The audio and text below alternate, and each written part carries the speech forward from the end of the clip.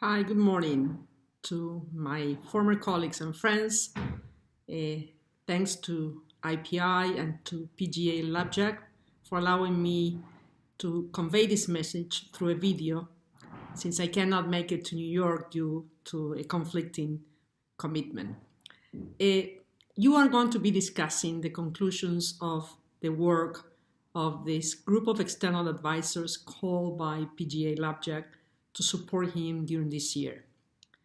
You have seen for sure the document, and you will have the opportunity to dwell into more details through the friends and colleagues that are present there. I want to emphasize only two aspects. First, this was a creative, personal initiative by PGA LabJack to call on a group of people who know the UN, who care about the UN, who understand the intrinsicies of the UN, to support him as a sounding board and to provide different perspectives on issues that he felt were important to put before us. This was very important, and I believe it was an enriching experience for all of us, and hopefully it also enriched the views of PGA. But secondly, I think that this, which was a personal initiative, should be considered under a different light. We should think about how to institutionalize such an initiative so that PGAs that take on board a one-year responsibility, which is broad, is difficult, that has issues of a very, very different nature, can resort to a group of people who, as I said, not only care, but do not have a vested interest to promote an issue in a certain direction. My sense is that there is value to think about this idea. There is value to consider the experience of this year, and that's what you're going to be doing today. So I look forward to seeing the conclusions of your deliberations. I wish you an excellent deliberation. I want to thank again IPI for this opportunity. And finally, and most importantly, I want to thank PGA LabJack for offering me the chance to participate. Thank you all. All the best. I just want to make one point when it comes to the relationship between the public and those at the top. Look at what happens there, and it's something which, in my view, as a former journalist, not enough of those at the top realize how they can access now to people on YouTube and elsewhere, doing that on an iPhone or a Galaxy or something. And that's a real big change, and I come from an era when there was film and there was tape.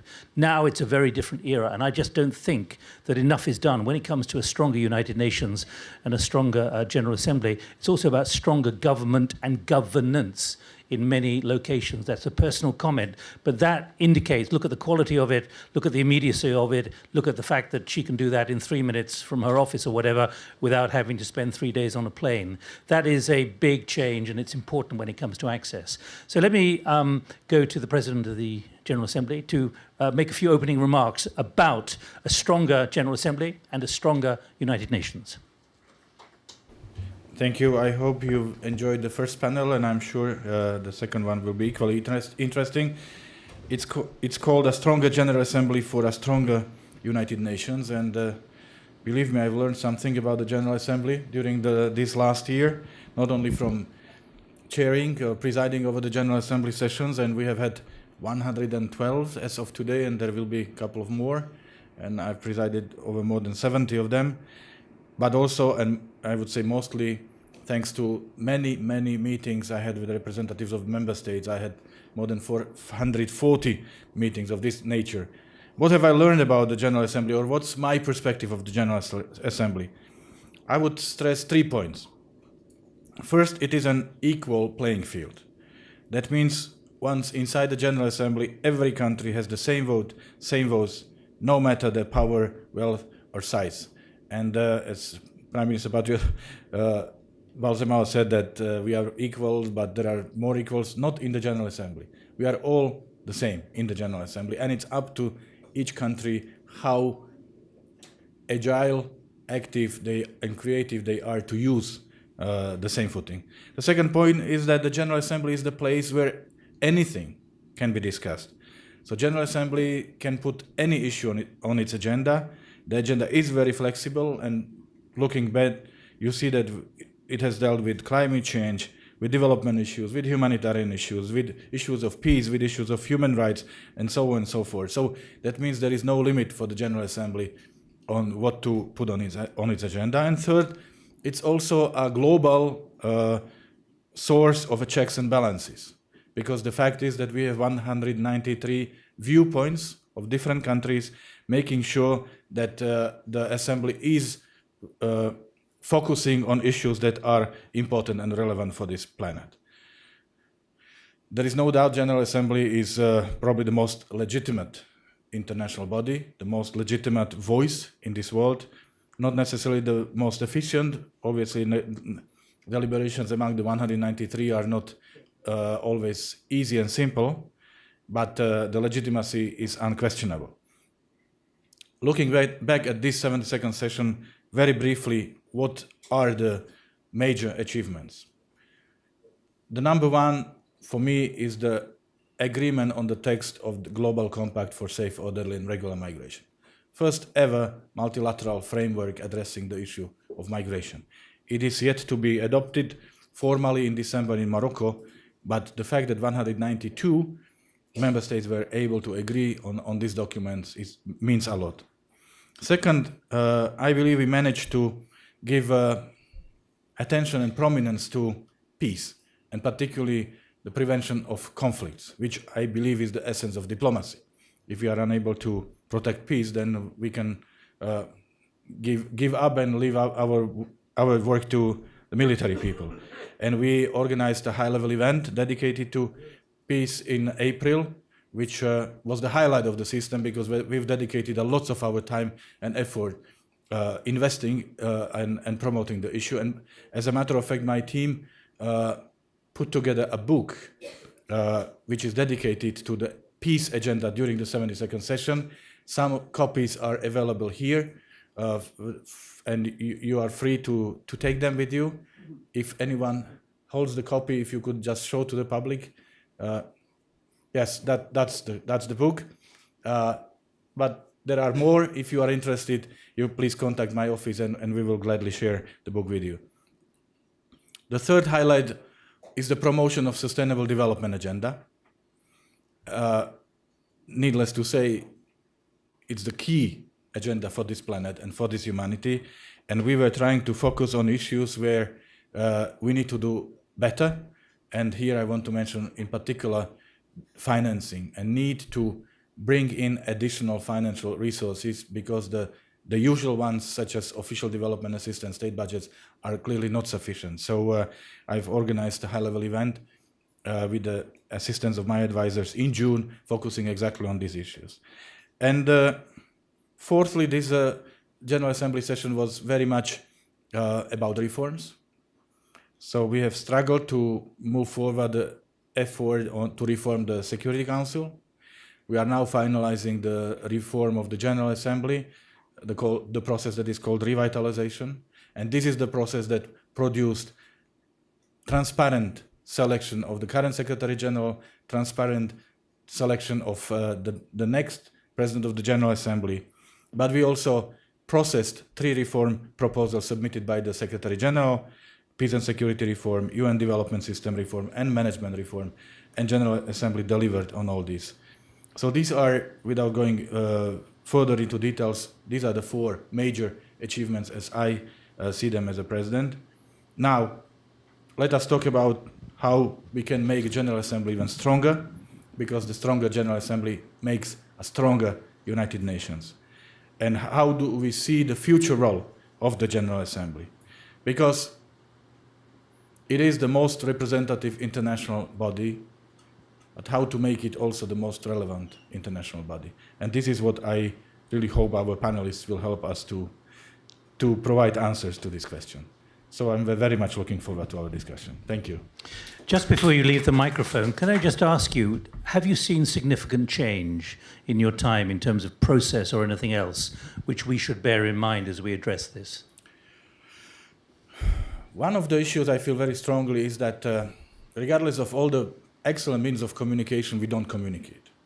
And we have less and less dialogue, and dialogue is, again, as I said, our working tool number one. So I've addressed this issue several times, and then someone told me, if you feel so strongly, why don't you do something?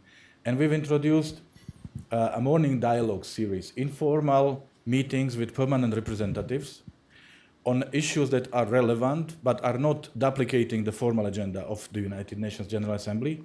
We held 14 of them, and I was astonished by the strong positive reactions from the permanent representatives. The dialogues were extremely intense, very, very complex, very competent, and produced a number of excellent ideas. So it shows that there is a feeling that we need more dialogue. And were they acting on instructions, or were they... No. That's the beauty. They were acting in their individual capacities under Chatham House rules, but it was a free-flowing discussion, very competent, and what I'm very pleased is that the process of the revitalization of the General Assembly now formalized the morning dialogues. There is a paragraph requesting my successor to continue with this format, and the fact that there is a quest for dialogue and there is a high-level interest among the permanent representatives to engage in these informal meetings where relevant issues are discussed is a very strong positive sign. And what impact has that had on process? And when you say that there's a stiff assembly, there's a paradox here, isn't there? Yeah, it does have, and it may have even stronger impact on the processes, because this is exactly how you can unblock the processes that are stuck. So you get out of the official formal meeting room, you sit down and you talk. Why do we get stuck? Why can't we get more progress and better results? And this is how you can really help to answer the questions or unlock the processes which is impossible to do in formal settings when you are acting under instructions. Fascinating. Let's hope that's endured. But I wanted to ask the President that because that will underpin some of the perceptions that maybe you've got, because, of course, this does happen under Chatham House rules, and therefore, presumably, nothing is said about it. Nothing is said about it, but we are issuing a book, and we actually already produced a book. It's a fascinating book. It's a book that has lots of pictures that show the power of dialogue, because the pictures are taken when the PRs don't pay attention. And you see how deeply engaged they are in the dialogue. And second, the book contains the best quotes. So it's full of ideas, not lengthy text, but many, many quotes on many relevant issues. I love the book. We are going to present it, we are sending it out to the delegations this week. And I'm sure you will love it the moment you see it. And did anyone violate confidences behind your closed door? Not that I know. Thank you very much. Well, Thank you. Please. Right, let me introduce the three more of our advisors. Hamina Mohammed, please come up and join us. Cabinet Secretary for Education in Kenya, former Cabinet Secretary for Foreign Affairs, and former Kenyan Perm Rep to the United Nations. Let me also introduce Antonio Patriota, welcome, His Excellency Ambassador of Brazil to Italy, who very kindly looked after us very well when we had to meet in Rome, which was very tough. Former Foreign Minister of Brazil and former Perm Rep of Brazil to the United Nations. And finally, Carlos Lopez, Professor at the University of Cape Town and former Executive Secretary of the UN Economic Commission for Africa. And Carlos, you must be delighted that it's raining outside, given where you came from and how little water there is in your reservoirs at the moment. So see this again as a conversation. If you can, the microphones will be here, but let us hear, first of all, from Amina. Well, thank you. Thank you very much. Let me begin by thanking the President of the General Assembly for the opportunity that he gave all of us to serve. It was a privilege, and I truly enjoyed working with all of you. and especially the president whose leadership and wisdom is second to none. So thank you very much for the opportunity that you gave us. Now, I am a multilateralist, and therefore for me the General Assembly is probably one of the only organs of the United Nations that has the legitimacy and the credibility to drive change. I think you heard what others said about the need for concern and the fact that we are all kind of worried about the turn that international discourse, or the lack of it, is actually taking. And that's why I think the role of the General Assembly and the elected leaders, both the President of the General Assembly and the Secretary General of the United Nations, are so critical, because they're the only bodies, and the GA especially, that brings all of us together. It allows us to think together, it allows us to make decisions together. Everybody is seated around the decision-making table, even though obviously some have more say than others, but at least it creates a much more level playing field than other organs, and specifically than the Security Council. And that's why I think that it should be continuously, not just revitalized one, but it has to be continuously revitalized. It has to be continuously strengthened. It has to be continuously reformed, so that it can take into account, obviously, the new challenges that face the international community and provide answers to them. And how can we actually do that? First of all, it has done an incredibly wonderful job so far. And I think the president has told us what he was able to achieve in 1 year, right? If we were to go back a few years, you'd find that apart from climate change and obviously the SDGs, there are other milestones in the work of the General Assembly.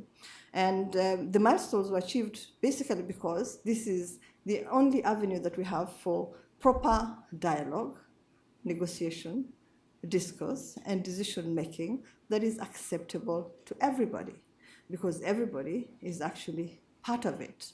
And therefore, their thoughts, their ideas, their concerns, their challenges, and the opportunities are actually explored together. So how do we then strengthen this body even further, although we all know that it has actually done an incredible job? First of all, we must allow it to actually realize its mandate. It must fulfill this comprehensive mandate that it has without challenge and with adequate resources. Because without resources, it doesn't matter what wonderful ideas, what wonderful programs the General Assembly actually comes up with, they will not be fulfilled, they will not be achieved. And the President has referred to the SDGs and the need to make sure that they're actually properly resourced. Otherwise, like many others, they will remain a pipe dream. And so we need to resource them. We need to provide the space that the General Assembly needs to actually realize its mandate. And it has a much more comprehensive mandate than any other organ in the United Nations. But again, because of mandate creep, right? Some of the work that should be done by the General Assembly has actually been taken over by other organs. And I'll just talk about, issues that relate to women in conflict, for instance, children in conflict, which should actually be addressed, to my mind, in the General Assembly, where the countries that are affected by conflict are actually present. And decisions should not be made by the few that sit in the Security Council without taking fully into account, the concerns, the ideas, and obviously the solutions that these countries that are faced with conflict can bring to the table. And especially since we're talking about the women and the youth, the women and youth in conflict. Yeah. And so I think that one of the things that we actually must do, and that we must all stand up to, is ensuring that the GA's mandate is not stolen. Stolen because an issue either creates a lot of limelight and people want to be part of that, or it touches very, very sensitively on some of the actions that have been taken by those in the Security Council, and so maybe an attempt to even cover up some of the actions that or the things that have happened in the battlefield. And so, and I think it demands, because this is again full membership organ, it demands all of us to actually safeguard and to build a firewall around the mandate of the General Assembly. There has to be much better communication, I think, between the elected officials and those that have appointed themselves to certain positions. And so the President of the General Assembly, Secretary General of the United Nations, much more communication with the Security Council, but also the General Assembly, not the Security Council, the General Assembly with the regional organizations. Because the Security Council, to a certain extent, is already engaging with regional organizations. But the General Assembly is not effectively engaging with regional organizations, because I think that would actually enrich the work of the General Assembly.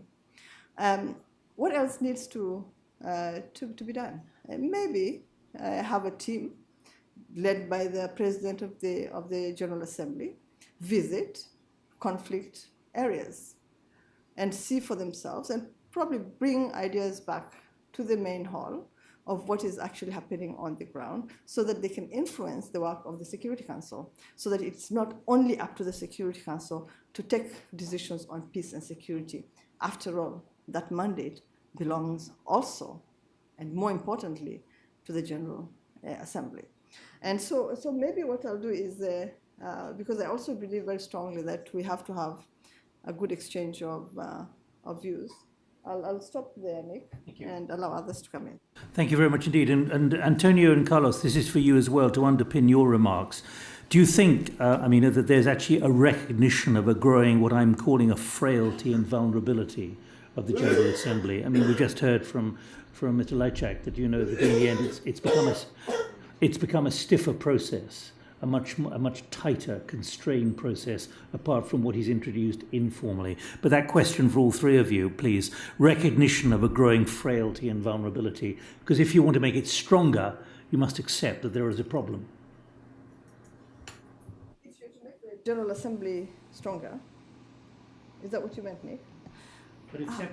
But acceptance that actually there's a growing frailty and a challenge to its relevance and its capability. Yes.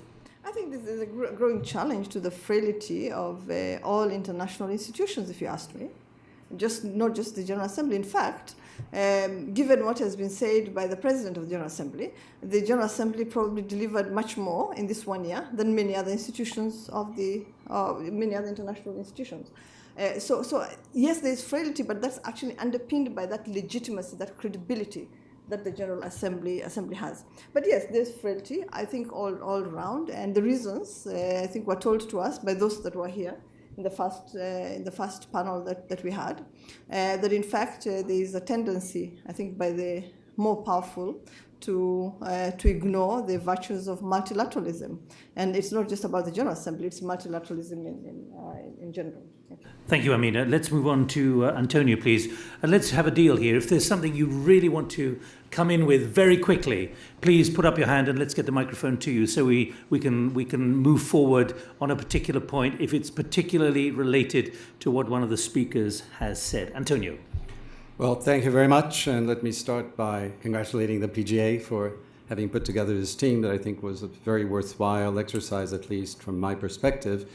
And I'll try to give a slightly different perspective from the one that your question implies. I actually believe that the General Assembly has enhanced its role over the past 10 or 15 years here at the United Nations, with new initiatives by presidents of the General Assembly, greater possibility for civil society to express itself, and with certain very innovative processes that have influenced other bodies that were not used to being influenced by the General Assembly. And I'm thinking in particular of the 2030 Agenda for Sustainable Development.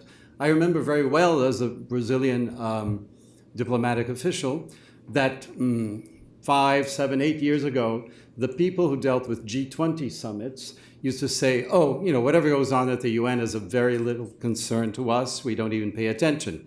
Yet after the adoption of the 2030 Agenda and the Sustainable Development Goals, this was the first item on the G20 in Hangzhou in 2013, if I'm not mistaken. So, the finance ministry officials and the others who used to feel completely shielded from what was happening at the UN General Assembly suddenly were paying a lot of attention.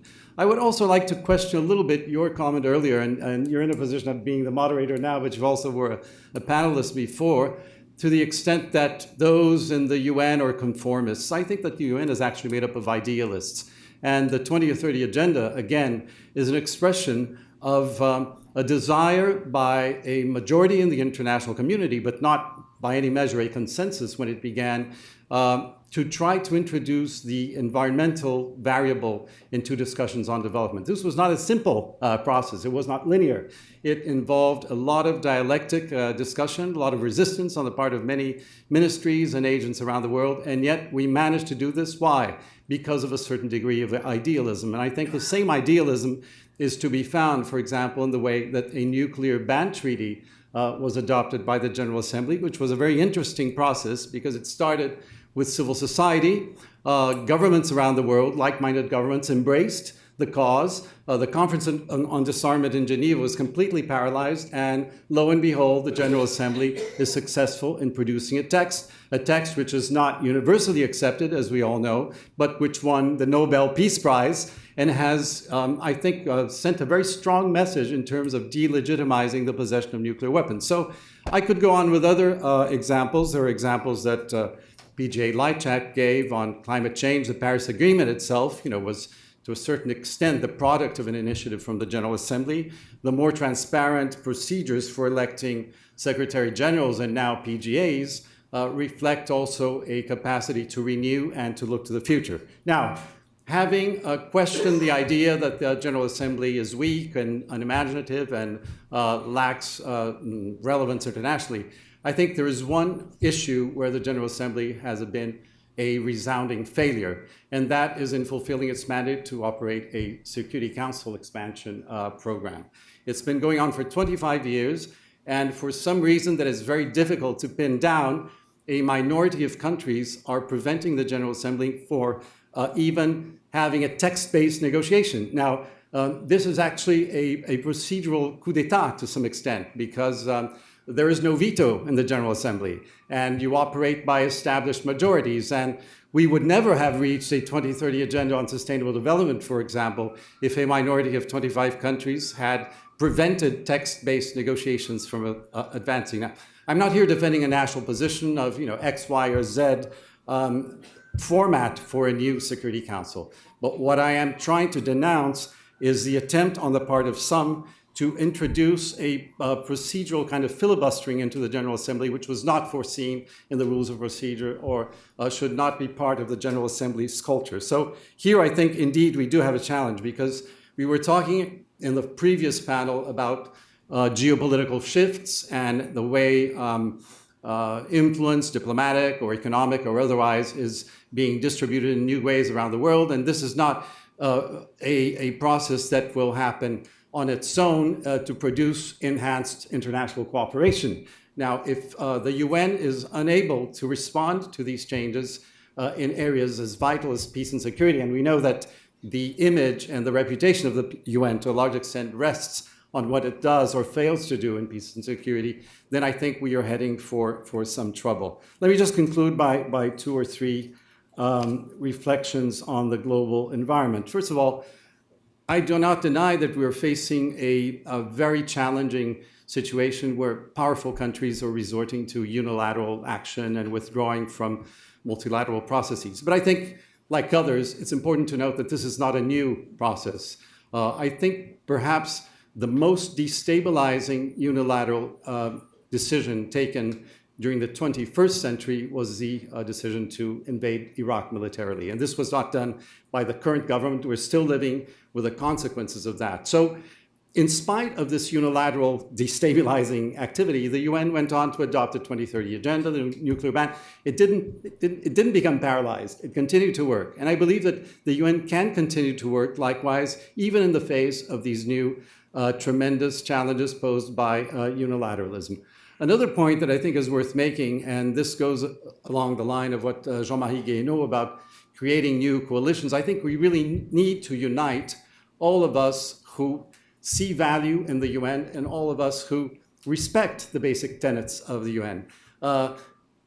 Orders should belong to those who abide by the rules, not to the violators. So in that sense, I really question the idea that we're living in a Western-led international order or a such and such permanent member of the Security Council led international order. No, the order belongs to all of us who obey the rules, especially rules relating to the use of force and Chapter 7 rules.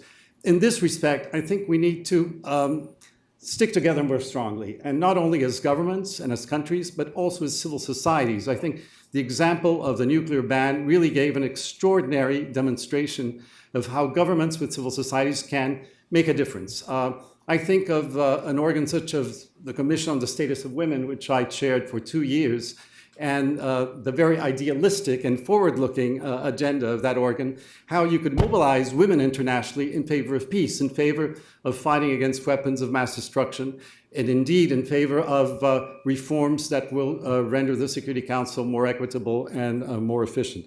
So, whereas I see problems and challenges for the future, I think that many important results have been achieved, not least of which the Global Compact on Migration, one of the most important challenges facing the world today. And President Lajčák was mentioning that it has been more difficult for the EU members in Brussels to find common ground and have a dialogue than for the 193 countries here in New York to reach a platform, even though there have been those who withdrew from the final results at some point in the process. So these are extraordinary strengths, and I think if we really continue to work in imaginative ways, drawing strength from the fact that it is a level playing field, that anything can be discussed, there's a flexibility. Even in the face of paralysis in the Security Council, there's a Uniting for Peace resolution that can afford a way out of paralysis, and it has been used, and perhaps it needs to be used more in the future.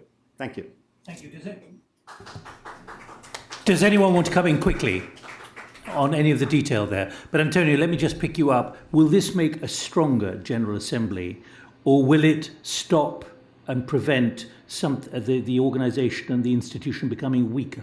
In other words, does it become stronger by not becoming weaker in this current environment? No, I think it is demonstrating strengths, but for it to continue to demonstrate strength, I think it needs leadership at national level, leadership at the PGA level, strong working relationship with the Secretary General, with the other organs, with civil society, with the private sector. It doesn't happen by miracle or by let's say, kind of a natural, spontaneous process. But certainly this past year, we've seen that kind of leadership, and I hope that the incoming PGA will continue this work and will continue the kind of discussions that we're having here today.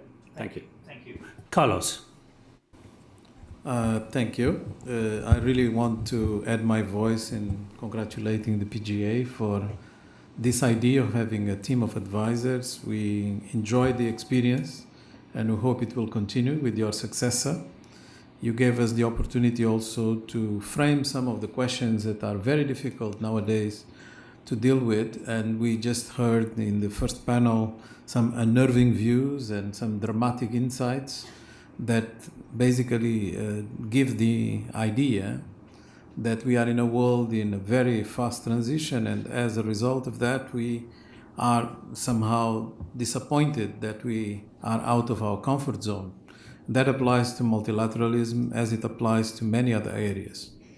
I want to bring the perspectives about the old, the current, and the future of multilateralism before zeroing in on some assessment of what I think is possible within the General Assembly. If we look into the history of multilateralism, we go all the way back to 1814 when the Congress of Vienna created what became known as the Concert of Europe, which was basically dealing with the Napoleonic Wars heritage. and created the impression that it was possible within Europe to create the mechanisms and the tools to deal with peace and maintain stability within a multilateral front.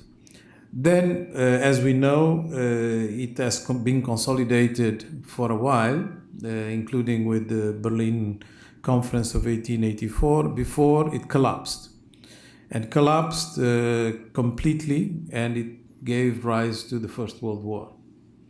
After the First World War, another attempt was made to try to do exactly the same with the League of Nations, which was basically within the Western region. There was already a presence that was more universal, but not completely universal. Most of the world then was colonized still. We know what happened to the League of Nations, and the aftermath of some of the discussions of trying to impede the rise of Germany end up in another war, the Second World War. And after that Second World War, again, another attempt. So we are in the third wave, which is the United Nations. Now, this third attempt is basically demonstrating symptoms that are very known from the previous two moments where there was a collapse of the multilateral front. And part of it has to do with the fact that we are still in a challenge of containment of power, and that challenge of containment of power is very difficult to stabilize and to preserve when there is, on the part of the main powers, a lack of interest in pursuing the multilateral front. So when they have unilateral agendas that become more important than their engagement in the multilateral front. And this has been, for all this time, mostly a Western construct that has been expanding. And the United Nations is by far the most universal attempt that we have had. And the engagement has been very genuine and congenial on the part of other parts of the world that became independent and wanted to be part of this family. So it is very difficult for us to accept that maybe we are entering into sort of the difficulties that we have seen before in the multilateral front, because now being so universal, we think it's not possible or it's very difficult to accept. And that brings us to the current reality. The current reality is one where the rhetoric of ambition is becoming way too high and distancing ourselves from what is really happening on the ground. And it's not very difficult to imagine that politicians in a number of countries are having difficulties because they raise expectations and then the populations feel they are hypocritical, they are not corresponding to the expectations they raise. And, the voices of what we call populism, normally we like to call populism things we don't understand, are, sort of taking the space. The same is happening somehow in the multilateral front. We are raising expectations to a level that is very difficult to deliver. I will give you some examples. The SDGs. The SDGs are basically calling for the end of poverty, leaving no one behind. And we are going to do this in 15 years. Is it really realistic? We know what finances are required for that to happen. From the first years of implementation of this agenda, what are the indications that this financing is materializing or rather is becoming more elusive? If we take into account the principles that underpin this agenda, which are a commensurate balance between three pillars, economic, social, and environmental, is this what really international policy is producing? Are we really witnessing the establishment of a more congenial agenda around three pillars? Or are we rather basically paying lip service to this balance? Because when you look into the Paris Agenda, just to give you an example on the climate front, what the Paris Agenda basically has produced is a number of commitments. There's no obligations that really are going to be transformative or even less disruptive in relation to the trends and in the incremental process that we have witnessed so far in the way we use energy, in the way we use fossil fuels, in the way we deal with carbon. So we have created this very high expectation. And then we are going to suffer the possibility that maybe it's not going to be realistic in terms of implementation. But there are other examples. And I think this is what really creates this impression that maybe the multilateralists, and I include myself in that group, obviously, have also taken, their wish list as the goalposts. And maybe this is going to distance themselves from the real actors on the ground. And then we have the future. The future is going to bring us some very disruptive developments. The most important for me is actually the demographic. We are talking about the technological and the climate at the same level as the demographic. But for me, the demographic is influencing quite significantly the other two. Because we are witnessing a level of tension rising, partly because of population aging, that is dismantling the ways we have dealt with distributive policies, including social security, pensions, and all the rest. So countries cannot afford the established, more comfortable policies that they have implemented for quite some time. And they are not keen on admitting that part of the reason is because of population aging. So the number of people benefiting from social protection being much larger than the number of people actually contributing. And as a result, debates about migration or any other aspect are becoming reasons for tensions that don't deal with the main problem. And the main problem is aging. Of course, if you look into technology, the implications are quite vast. Technology has two sides. One is the creation of the innovative ways of dealing with our modes of production. But the other dimension is actually the capacity to use the creation. You can have monopoly of creativity and innovation in some areas of the globe through intellectual property, through regimes that protect those who come first. But at the end of the day, technology is really for the younger generation. They are obviously the ones that are going to be able to absorb it more easily. And what we are going to witness in the world is with aging, we are going to have a high concentration of young people in some areas of the world, particularly Africa and to a large extent India. And this is going to be a completely novelty because until now, all demographic transitions have happened in completely different circumstances. Now we are going to witness such a demographic transition of incredible proportions at a time where the rest of the population is aging. Let me just give you one example of how far-reaching this can be. So if we accept that sustainable development goals and sustainable development is based on the principle of intergenerational solidarity, so we are preserving the planet, we are preserving the modes of production and the equilibrium of the planet and its distribution to the next generation. Imagine what is the expression of that intergenerational solidarity if most of the young people to whom you have to preserve these things for are not actually in your region, are going to be somewhere else. So it can no longer be exercised at the national level. It has to be exercised across the planet.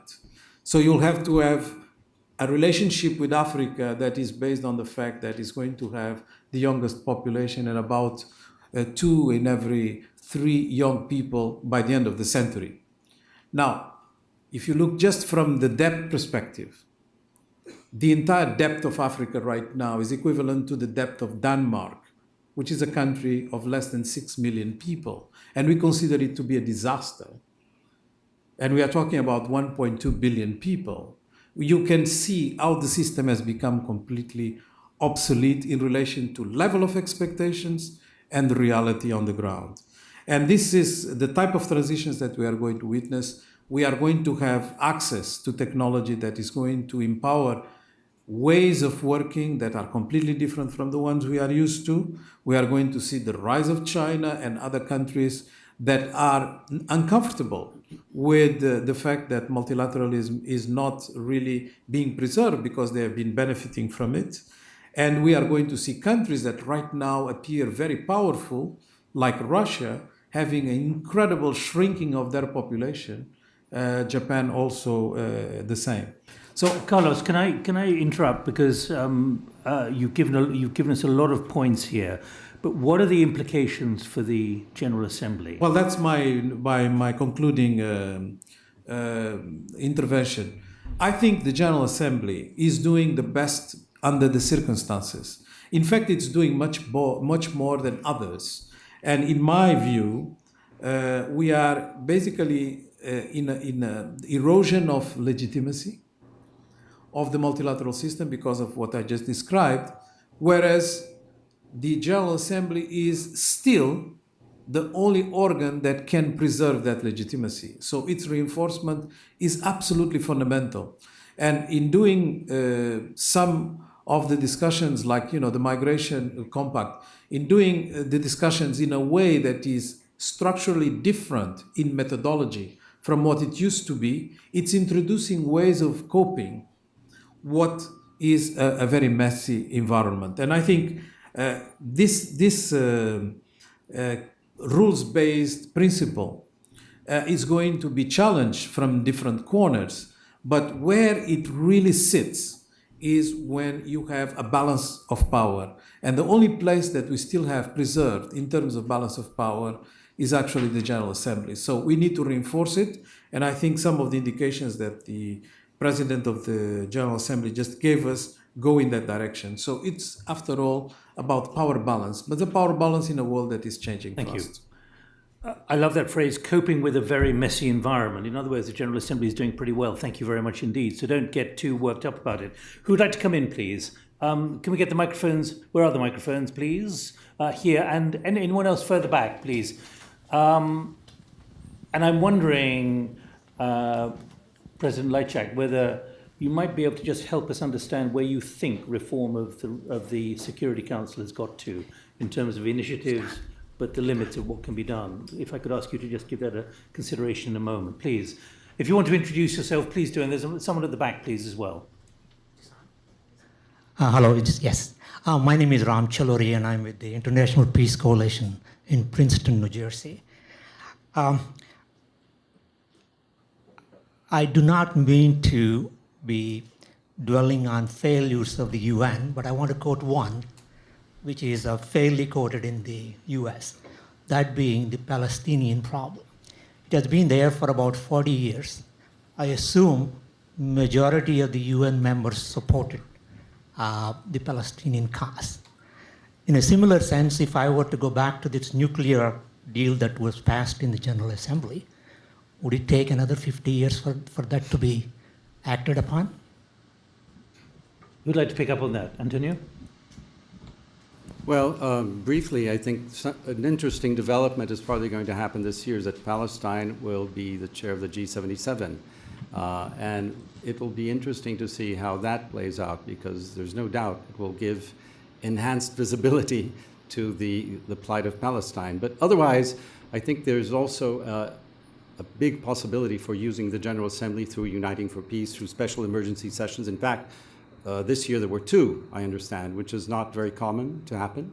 One relating to the capital city of Israel, and the other to the situation in Gaza. So this might be a way for the future if, again, we don't succeed in reforming the Security Council and making it more receptive and more, let's say, treating equal situations equally, which is not happening right now.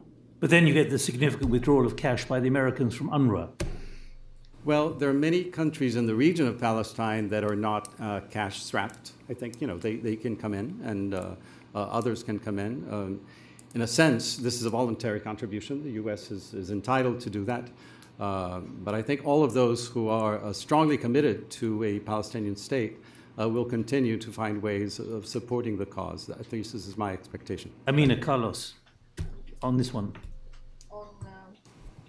Well, I think that what Antonio has said is true. That I think the chairmanship of Palestine of the G77 will probably reveal much more than I can actually discuss right now. And then on UNRWA, again, I think that there's a very rich neighborhood, right? That should actually, come in and support the children of Palestine who will not be able to go to school and will not be able, right, to do the things that they have done for many years because of the withdrawal of these resources. So, I'm expecting, others to come in. The Europeans, I think, have already indicated that they would be supporting, UNRWA. And so, so we actually look forward to others coming in and doing what, the US has been doing. Carlos? I think. Okay, sorry, beg your pardon. No, okay. Carlos, come in. One quick point. I think history matters, context matters. And this is a very good example of how you can actually have expectations that do not correspond to reality. So some of the most intractable difficulties that the UN has faced over time are basically trapped in the history of what these issues have been in the UN, but even before the UN, how they landed in the UN. And Palestine is very much a good example that demonstrates that history does matter, and we should be more careful in the way we expect the UN to solve some of the issues. Let me keep driving you forward on a stronger General Assembly for a stronger United Nations, please. Thank you very much. My name is Eleanor Openshaw. I work for the International Service for Human Rights. A quick comment and then a question, if I may. I think that safeguarding multilateralism will involve generating popular support for the system. And too often the General Assembly outputs result in no change for people's lives on the ground. We meet many people who understand that resolutions are produced, but the content of that resolution is never implemented. So I do believe that states need to look to that if you actually believe that multilateralism should mean something. My question relates to civil society. Often we hear states say very positive things about the participation of civil society, which is, of course, welcome. Unfortunately, all too often civil society is kept out of United Nations spaces. So my question to the panelists is, in your dream world, what would civil society engagement with the UN, and let's say the General Assembly as an example, what would that look like? Thank you. Amina. Yeah. Maybe the first question, because that was basically she was commenting, right? I don't think that we can continue with the business as usual, right? And I agree with you that we must speak up if we actually truly believe, as I do, and my colleagues do, in multilateralism, then we must speak up for multilateralism. We can't all be silent and then get up and blame those that are trying to disrupt the system in a negative way, and those that are pulling out of the system. So we really have to speak up for what we believe in, which is that multilateralism actually works and has worked for us. And yes, there have been hiccups here and there, but that is normal, even in our national settings, that you have hiccups. Can I just pick you up? Speak up. Or stick up for multilateralism. It sounds a great principle, but the realities of politics now are meaning that that's an even more difficult thing. Speaking is one thing, but there are now maneuvers by so many countries, particularly, I don't have to name them, to actually weaken that multilateralism. Well, I was in Geneva when the US withdrew from the Human Rights Council, and everybody else actually spoke up for the Human Rights Council and supported it. And I think we probably just need to do more of that. One moves out, 100 and something remain in there, and I think that's a larger number of voices than the one that has moved out. So we should do that, much more often. I think we all spoke up about the withdrawal of the of the US from the Human Rights Council, especially recognizing that the declaration was actually drafted right here in the US. And so I think we should speak up, much more than we're actually doing. We actually do that in Africa.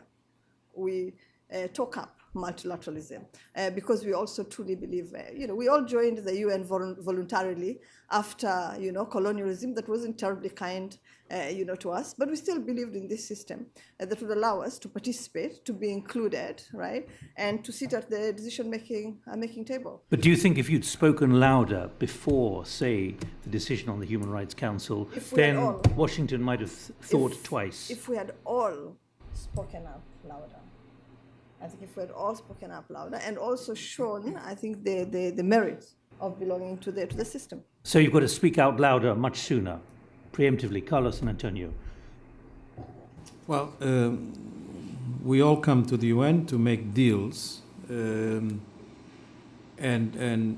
those deals have to have a structure for discussion. And I'm very much in favor, and that's the politically correct thing to say, that civil society organizations have to participate in as many discussions as possible, and that includes obviously the agenda of the General Assembly. But this being said, we need that structure to make that contribution really constructive and useful. Because you can have within civil society extreme views that will not be welcomed. So you have some sort of a filter that is required, which is what I'm calling structure, that brings on board what is really constructive and is going to help the collective move forward. So it's not just governments, but a much larger representation of views. This being said, I think the secret really is on methodologies. And I am very much in favor of new methodologies emerging for consultation. We have a very good example that is not used enough on the International Panel for Climate Change. It's not a coincidence that it also received the Nobel Prize. The way they worked is not really in conformity with the traditional ways of consulting in the UN. So it created a platform where scientists could be part of a much larger consultative process that then had to pass through a legitimization by governments. But before getting into governments, there was really a scientific process going with as many participants as necessary, required, and voluntary. So we have a very good example that new methodologies can be put in place. And we have to learn from some of the good experience that already exists in the UN. Antonio. Yes, well, maybe to try to introduce another dimension. Of course, civil society has been playing an increasing role already, and many examples have been given through the nuclear test ban, for example, mobilizing governments around the world and reaching palpable results through the Commission on Status of Women, etc. But I think we should distinguish between civil society that is aligned with UN objectives and civil society which sometimes is not entirely aligned. And I think there's some very obvious examples. I mean, when we speak up for multilateralism, it's not multilateralism for its own sake. It's for the promotion of peace and stability, human rights, sustainable development. And yet there are gun lobbies, for example, that are part of civil society. They go in a different direction. Or you could even, within CSW, for example, on the status of women, there are very conservative groups that are also organized as civil society, and they're trying to prevent progress in, let's say, the majority, what the majority would like to see. This, I think, introduces a certain need for awareness of the complexities of the dialogue with civil society. I'm all in favor of enhancing the possibilities for interaction, and as chair of CSW, I try to do that with the civil society because I think by and large they are progressive, they're working in alignment with UN objectives, but also being careful to retain the intergovernmental nature of the organization, which is ultimately the way that societies will come to change laws and adapt and align themselves with many of the objectives of civil society. And one of the aspects of the SDG, the Sustainable Development Agenda, that we fought for including as Brazil, and I'm glad that much of the language does include this, is the idea that you're not only supposed to abide by existing laws. In many cases, you should try to change legislation, whether it's on gender equality, whether it's on education or other issues. And this is where also civil society can help governments to implement those changes. It's not only through activity in the corridors of the United Nations or by lobbying here at the UN. Thank you. Thank you. President Lajczak, can I come to the Security Council issue? Can you help us understand where you think it's got to on the technicalities? There does seem to be this sort of sense of a lot of mud. Things have got stuck. Can you help us understand a little bit for those who are not following every single minutiae of this issue? I've said several times that the General Assembly is the most representative organ, and that's true. And this cannot be said about the Security Council, because it is widely recognized that the Security Council reflects the realities of 1945. And as the world is changing, for all the international organs to stay relevant, they should also evolve. And this has not been contested. There is an understanding that the Security Council should, in its composition, be more reflecting of today's realities and the shifts in balance of power. But there are then very different views when it comes to how many members the new council should have, what should be the status, the full permanent membership with veto powers or permanent membership without veto powers, extended membership. So there are logical questions that are being discussed. And then there are a group of countries who believe that, as Antonio put it, that similar to other UN processes, the text should be presented and the negotiations should continue on the basis of the text.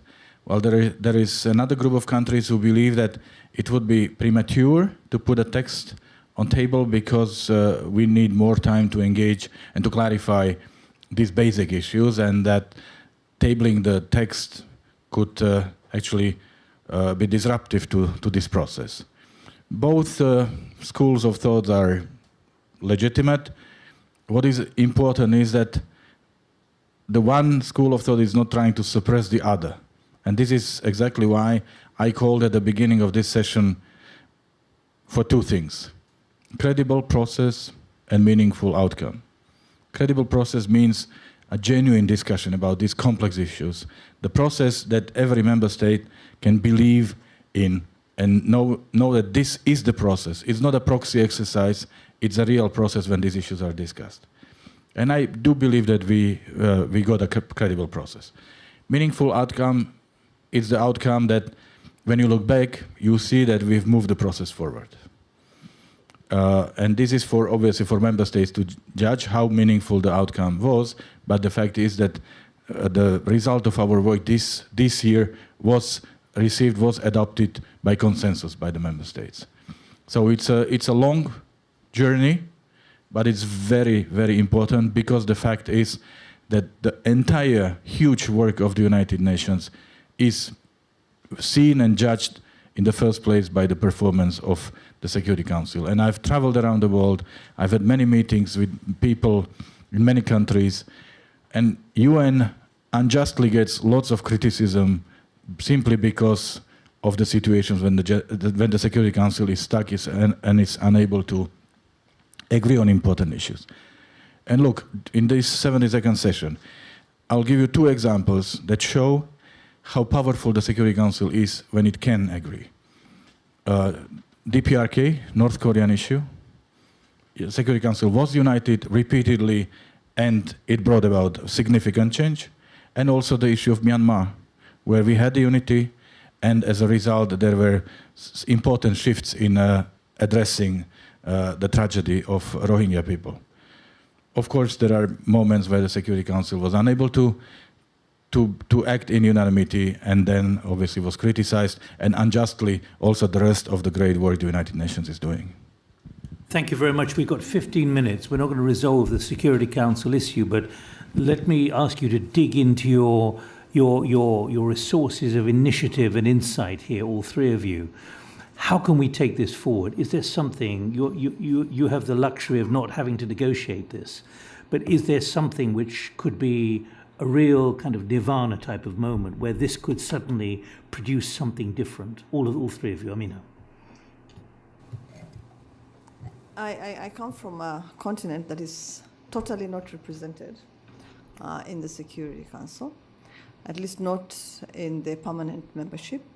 It's a temporary member for 2 years from time to time, but even as a non-permanent member, it's not allowed to fully participate in the debates, the discussions, the decisions that are made in the Security Council. So yes, I totally would like to see the reform of the Security Council to include those from the continent whose issues are discussed day in, day out. In fact, they always, almost continuously form 70% of the agenda of the Security Council now.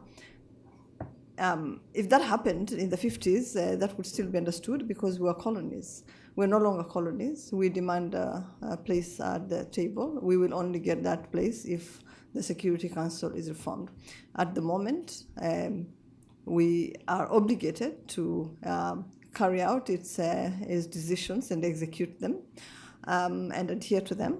And yet we actually have absolutely no participation in them. So Can you see a way of breaking that down? Well, the reforms must move forward. I don't agree with this whole issue of rejecting negotiations from proceeding. This has been going on. I was here in the 90s, and this discussion was ongoing. It's still ongoing. I don't know how it's going to be broken, but I think maybe one way is for the rest of us to actually reject to implement the decisions of the Security Council, so that there's an understanding that we too want to fully participate in the deliberations and in the discussions in the Council. I don't know how democratic it is to force me to implement a resolution that I had absolutely nothing to do with, and that I may not even agree with.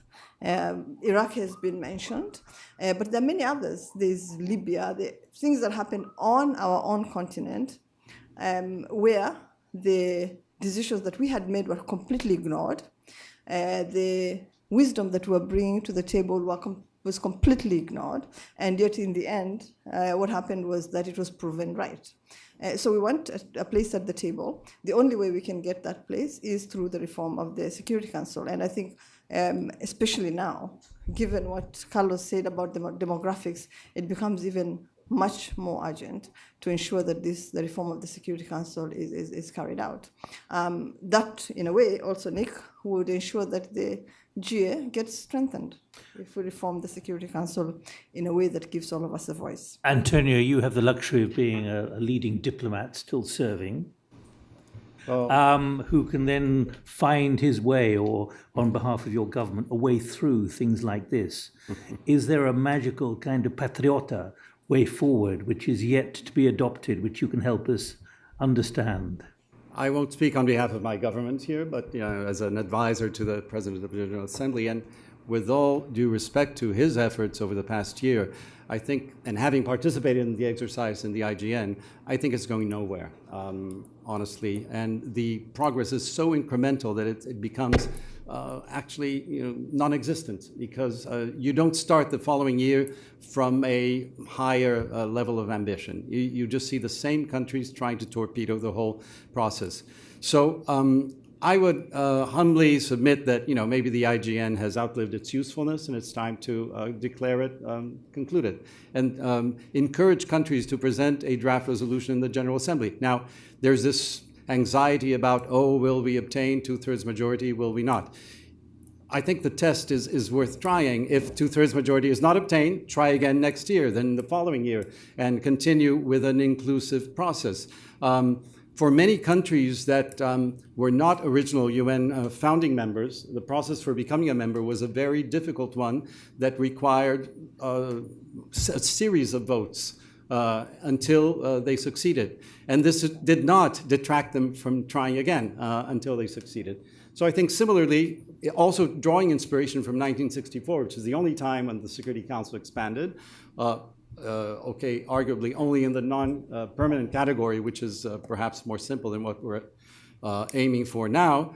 There wasn't a consensus. In fact, the permanent members, they voted against or abstained in the General Assembly, but subsequently ratified the amendment. So I think there's a lot to be said for saying, well, it's been an excellent exercise and everybody has had ample opportunity to expose their views. But I think action is what is required because it may be too late. You know, you were talking about outsourcing to the China bank when the IMF doesn't deliver. You know, NATO is starting to assume responsibilities that were not foreseen in its charter out of area and rivaling to some degree the responsibilities that should be assigned to the charter exclusively. So I think we need to do this very quickly before we regret not having... And who do you think might engineer all of this?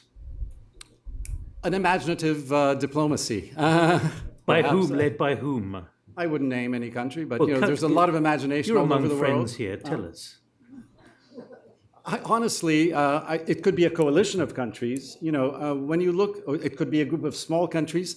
I'm a big defender of the sovereign equality of states because I saw what small island states were capable of achieving in Paris for the Paris Agreement.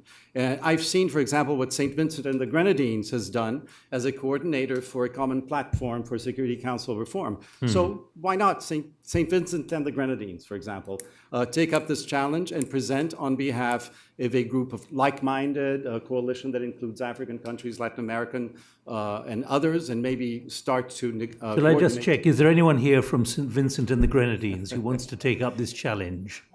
If the permanent representative were here, I'm sure she would rise up and say, I'm ready to do it. Carlos.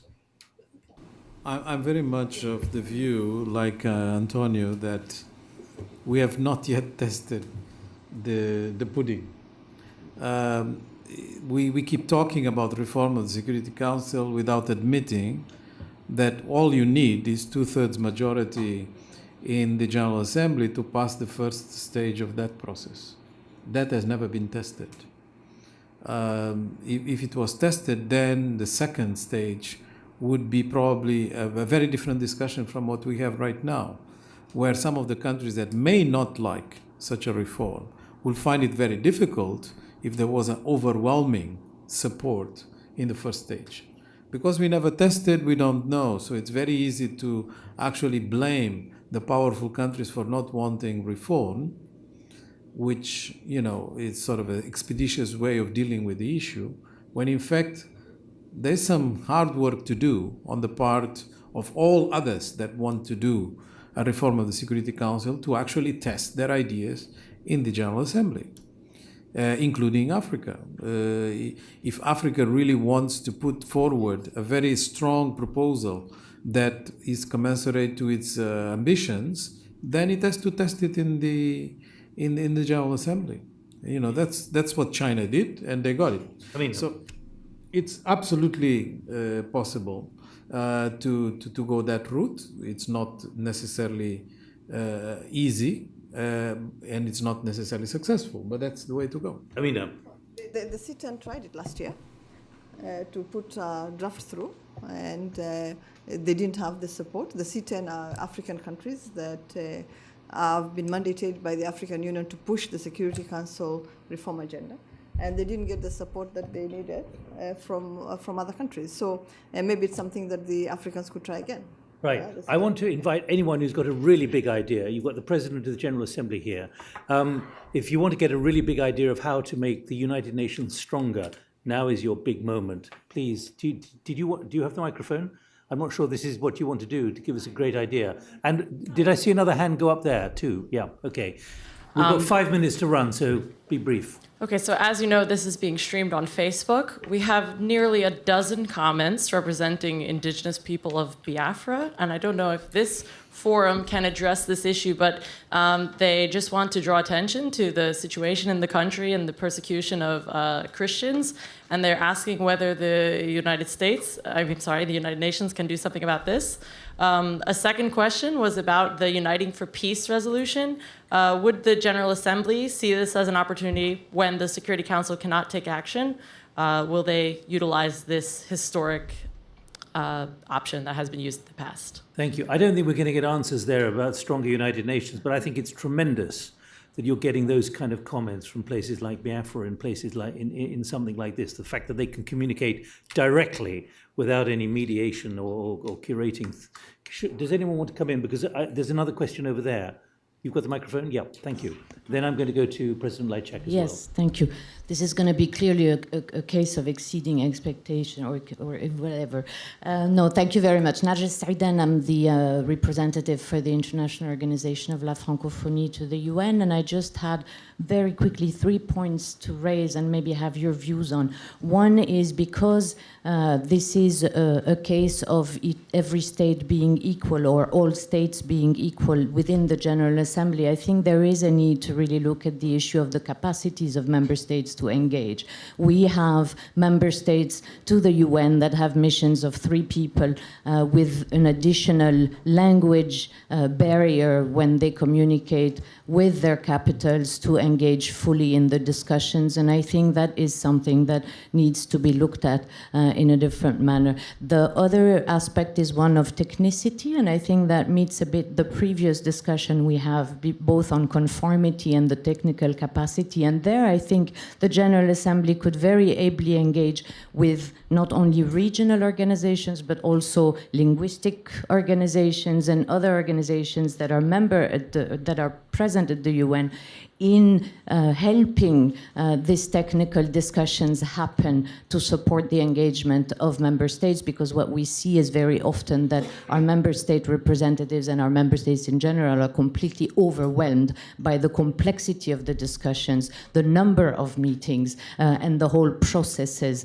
that are there. So, and my last question maybe would be if you have any ideas on, because what we're talking about is really basically a drastic change in the system, and linking up to what Mr. Going was also saying in the previous panel, how do we actually address the fact that most of the unblocking of the situation happens outside and outside the limits of instructions from the capital? I mean, there is a real need to look at that. So I would like your Thank you. feedback. Quickly, particularly that issue of capacity of member states to engage. It's a real issue. It's a real issue.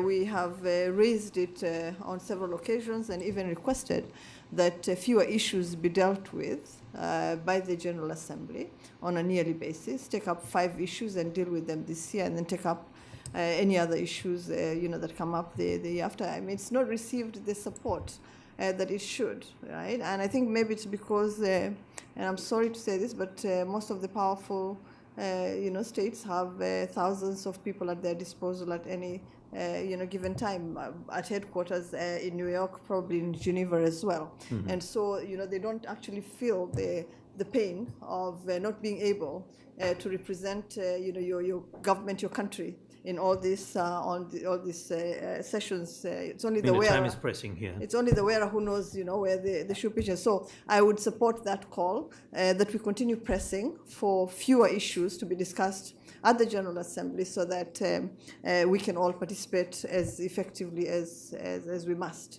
Thank you. Do you mind if I stop you because of timing? But Antonio and Carlos, is there anything you want to add to those very pragmatic points? Well, actually, I wanted to say just one word about Biafra by saying that managing diversity is really a challenge, not just in Africa, but everywhere. And I think it's very important for us to do much more in terms of managing diversity and accepting expressions that are not in conformity with the majority. And this is one of the areas where democracy has been really failing. And Jean-Marie Guénot was just mentioning in the first panel that democracy should not just be about elections, and electing leaders. It's about this whole range of values and systems that includes managing diversity properly. On the issues that were raised, I wanted just to pick on the language one. I think the language is an area where the developments of technology are going to be fast and furious. Algorithms and artificial intelligence are going to be able to translate everything in just real time. It's already happening. If you go to China and you try to buy something, the shopkeeper is going to give you in a tablet for you to talk to the shop to the tablet, and then it translates into English. But more importantly, Google Translator or whatever platforms you use are perfectioning translation in such a speed that is going to be possible actually to do most of the operations across the world with the translation done artificially. So I'm afraid that after the printing shops in the UN that got out of the job and created lots of problems for management, the next stage is going to be translators maybe will be out of the job. Will algorithms make policies clearer too? Well, hopefully the algorithms can help. Antonio, quickly, any point you want to pick up? Then I'll go to President Lajcak. Just to acknowledge that this is a serious matter for small delegations. I realize that Brazil, for example, has 24 diplomats here and has a lot of trouble keeping up with everything that's going on. The official 24. So it's our biggest diplomatic mission or embassy in the world, given the load of work here. So obviously for smaller countries. But I see smaller countries engaging very intelligently through groups, whether it's CARICOM or Small Island Developing Nations or the South Pacific Forum, etc. These maximize the possibility for intervening. And when you speak of engaging, I think of at least two modalities. One is to propose ideas and to advance new initiatives. This is more difficult, and I think here you may need assistance from, for example, civil society, academia, NGOs. Another way of engaging is by saying no to ideas that seem to be irrational or not in conformity with the UN objectives or detrimental to your own country. And in this sense, I think it's just a simple telephone can work wonders with good arguments. You will engage very effectively, believe me. And I see many engaging very effectively in saying no to bad ideas. President Lajcak, let me ask you to take the floor, particularly on that point about whether much of the ambition for the General Assembly is constrained by these very critical limitations at a time of so much complexity now. And can I just add my voice of gratitude for being invited to be part of your external advisory group. We worked incredibly hard and easy for me to say, but it really was tough discussion. It's not somewhere where we just went for dinner and had a nice time. It was actually something which was an engine room, and an engine room free from the pressures of capital. So thank you very much indeed. The floor is yours.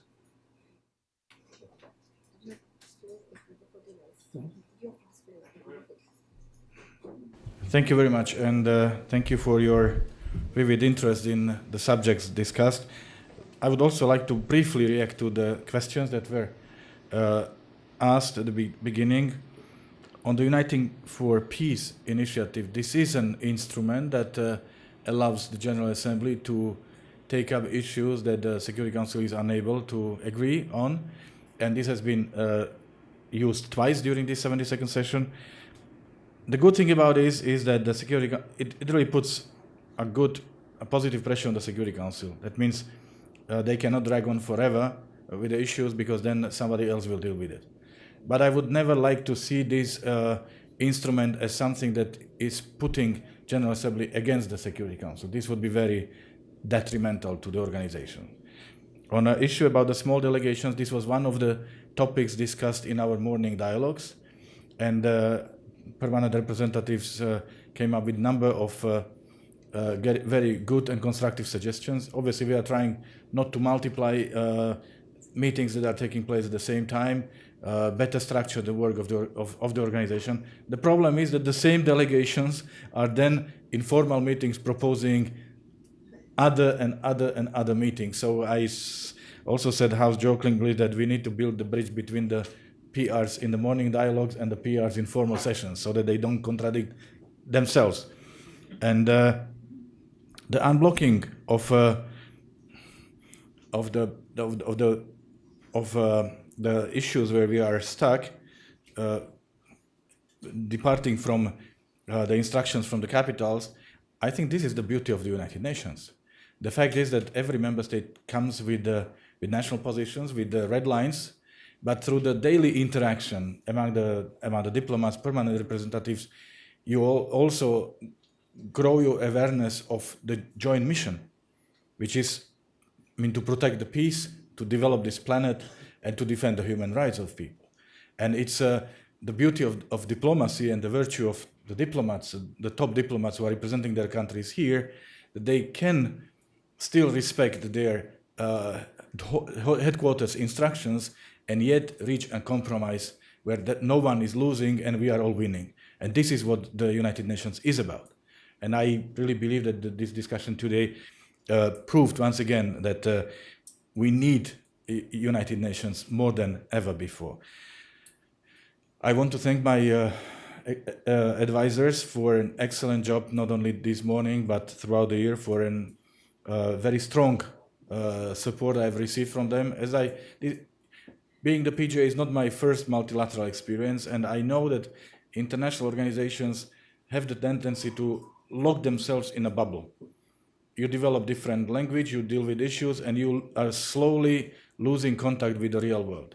So you helped me to pop that bubble and to make sure that we are still talking real issues, and I'm very grateful for that. Second, a report was mentioned here, and I'm again very grateful to my advisors that they put together their report. It's their report on the issues that we have been discussing and we have dealt with. The report is available, the hard copies are here, you can take them. The electronic version will be put on my website, on the PGA's website after this event. The report is addressing issues such as the state of the United Nations and the multilateral affairs, peace and prevention, role of the Security Council and the General Assembly, and other issues such as migration, financing for development. So when I said at the beginning, we have to think boldly and we have to think out of the box, this report is exactly an example of this. And my final point is something that Carlos Lopez alluded to. There is a pattern in history. Every time human civilization brought itself on the verge of a catastrophe, then we created a system that would prevent us from repeating the same stupidity in the future. So we created Concert of Europe after the Napoleonic Wars, we've created League of Nations after the World War I, and we have created United Nations after the World War II. So now we see, and it was very clear from this discussion, that there are warning lights flashing, and the multilateralism is under threat, there is an erosion. So the question is, do we need another catastrophe to understand that there is no better protection for this civilization than a rules-based system using the multilateral organizations? And I hope that we have to talk about it to avoid the worst. And this meeting today was, I believe, a very important contribution to our discussion. So thank you once again for being part of it, and thanks to IPI for hosting this event. Thank you very much.